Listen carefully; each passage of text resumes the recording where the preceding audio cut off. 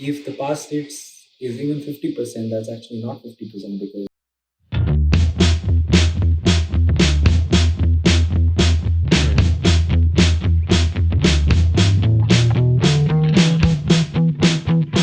hi guys, and welcome to another video by Mentome's YouTube channel. My name is Allen Aravindan. I'm a CFA chart holder, and today we're going to be talking about this transition that you're going to be making from level 2 onwards to level 3 to the finale of the entire CFA preparation that we've been continuing. And of course, since level 1, you've been reading that the topics of CFA do not change and it stays constant.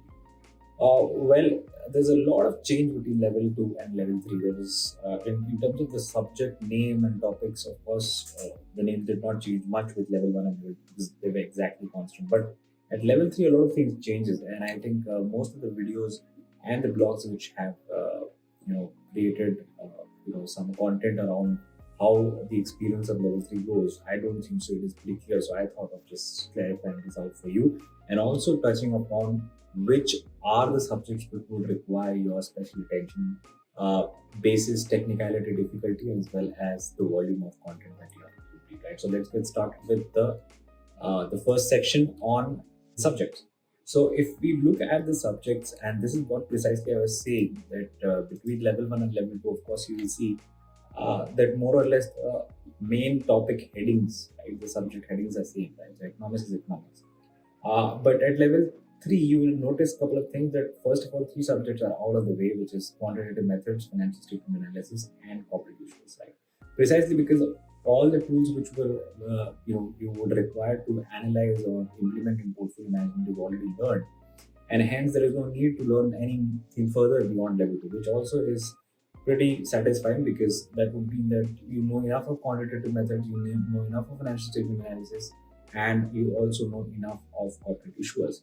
But the thing after this that people generally assume is that again in equity, fixed income derivatives, you will be still learning about asset classes. But that's the biggest mistake that you're making in assuming for level 3 because that's not exactly what's going to happen at level 3 because every subject out here, right, every subject out here is going to be from the context of portfolio management.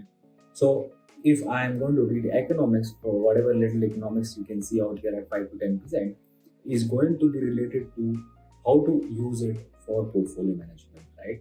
Apart from ethics, which is obviously a neutral subject, everything that you see, for example, equity investments.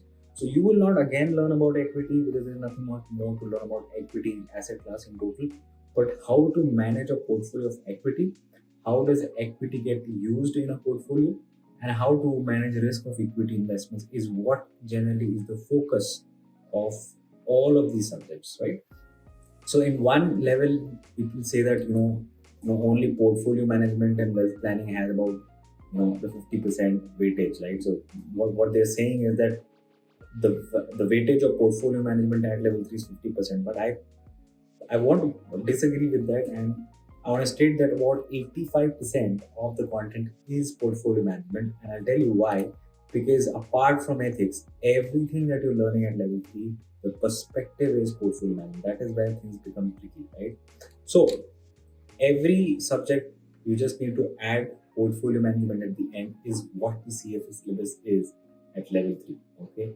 So if you want to ask about the most difficult subjects as per my experience, preparation experience, and also basis some data, if you look at out here, it has to be portfolio management overall, which is the individual portfolio management and wealth planning that we're talking about, and fixed income. Now, the reason is portfolio management is not difficult in terms of understanding or the technicality of the content, but it is pretty long. I mean, it's got 7 study sessions, and by now you must have understood that one study session can sometimes also include 4 chapters, right? So in total, of course, it has 15 readings, so it becomes pretty long. Plus, it gets tested in essay.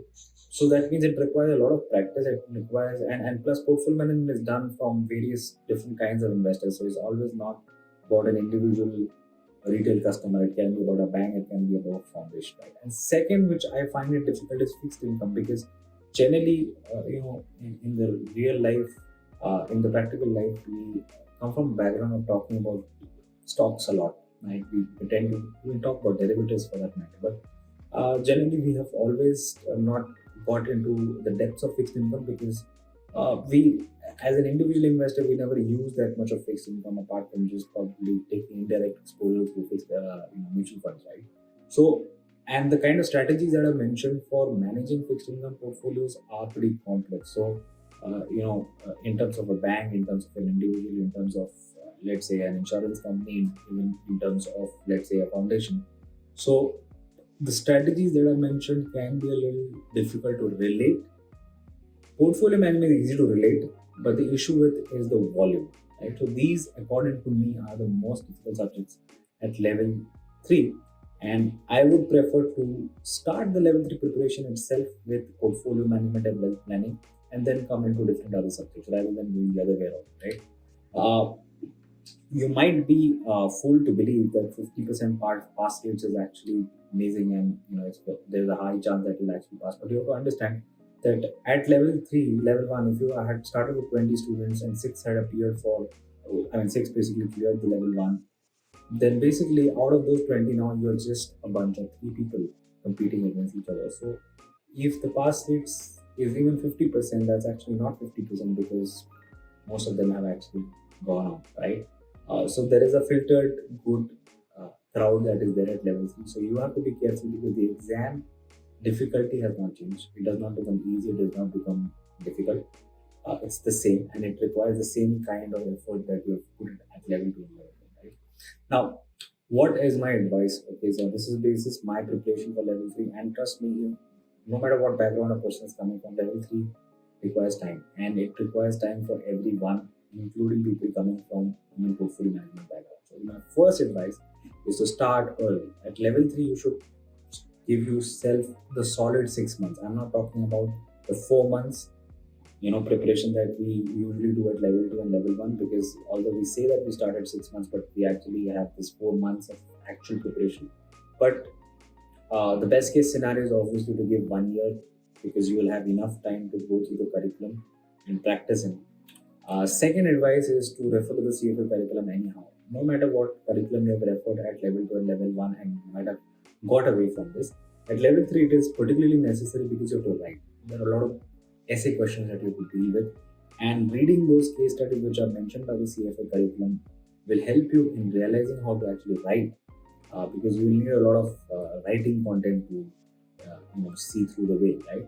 So refer the CFA curriculum anyhow at level three. The third advice is balance between your practice, because there's a tendency, because you're coming from level one and level two and you've got adjusted with practicing multiple choice questions a lot. So you might till the end be practicing MCQ at level three, which might put you into a lot of trouble because you think that you can write, but it's not similar writing compared to a university paper in which you write lots of volume, because you don't have that much time. You just have a couple of hours to complete the paper, right? So you have to be very balanced in terms of, let's say, on a weekend you're practicing the essay-based questions, and let's say on the weekdays you're balancing it with MCQ questions and essay questions. Even if you write whatever, you have to make sure there are guidances which are given by which you can actually compare whether you are writing and you are stressing on the important points that need to be covered as a part of the question which is asked, right? The final advice, the second last advice, is to finish the paper anyhow, because uh, this is the single most important advice. Because remember that out of 20 people, 6 people, and now you're just left with 3 people. So if one of them is not even completing a paper, so statistically highly probable is that probably he's already out of the game. That means if you miss out one question, because that's going to carry a lot of weightage in the entire exam, especially in the essay section, you're going to lose out on the statistical game itself. So make sure that you're practicing mocks from the perspective of also completing the paper on time. And that's my final advice. And I hope this short video helped. Best of luck for your CFA level preparation. If you have any questions, please do put it on the comment box.